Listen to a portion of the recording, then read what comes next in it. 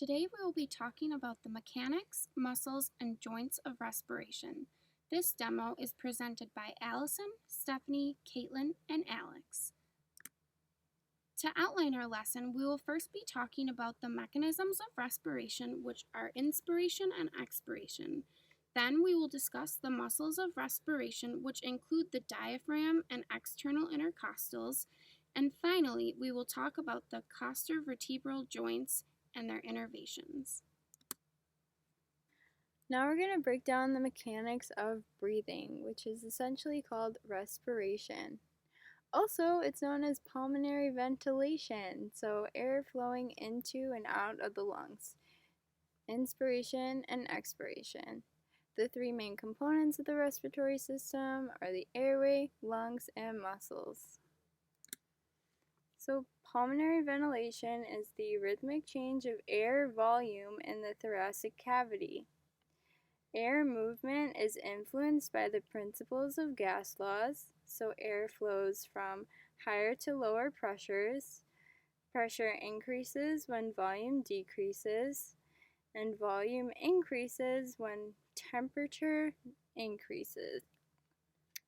Outside the lungs compared to inside the lungs. So the pressure inside the lungs is called intrapulmonary pressure. The pressure outside of the lungs is called atmospheric pressure, and the difference in the pressures is very important because it helps the lung inflate and exhale, and ultimately, if the pressures are the same, then the lung cannot function and it may collapse. Okay, so we're going to talk about inspiration and expiration. Inspiration is when the diaphragm and the intercostal muscles contract. The thoracic cavity expands to inflate the lungs. Inside the lungs, the volume increases and the pressure decreases. It causes the outside air to flow into the lungs, and the air warms when it's in the body, so it also increases the volume to help inhalation. Expiration, the diaphragm returns to its original position and muscles relax. The thoracic cavity shrinks to deflate the lungs. Inside the lungs, the volume decreases, the pressure increases. It causes inside air to flow out of the lungs.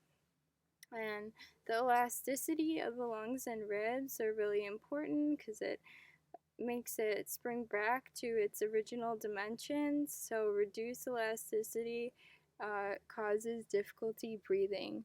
A note at the bottom, quiet breathing is passive and deep breathing is active.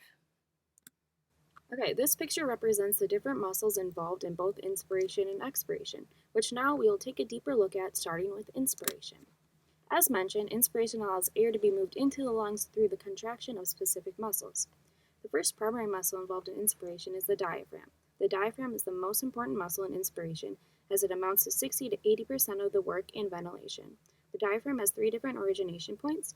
First, the costal part originates on the lower 6 ribs, the lumbar part originates on the upper 2 and 3rd lumbar vertebrae, and lastly, the sternal part originates on the xiphoid process. The diaphragm inserts on the central tendon and is innervated by the phrenic nerve. The diaphragm draws down its central tendon, which in turn increases the thoracic cavity during inhalation. The next primary muscles involved in inspiration are the external intercostals. The external intercostals originate at the inferior border of the rib above and then insert on the superior border of the rib below. The thoracic nerve innervates these muscles. The external intercostals draw the rib superiorly, which assists in inhalation. Together, inspiration occurs when the diaphragm and the external intercostals contract. When the diaphragm contracts, it flattens, which presses down on the abdominal contents and lifts the thoracic cavity. This then leads to an increase in the volume of the thoracic cavity. Next, there are some accessory muscles that aid with forced inhalation. So, accessory muscles are recruited during times of exercise due to the increase in metabolic need. Accessory muscles include the sternocleidomastoid, the scalenes, pectoralis major and minor, levator costorum, longus and brevis, serratus posterior superior, and the inferior fibers of serratus anterior and latissimus dorsi. Generally, any muscle that attaches to the upper limb and the thoracic cage are accessory muscles aiding in inspiration. There are two types of expiration, which are passive expiration and active or forced expiration.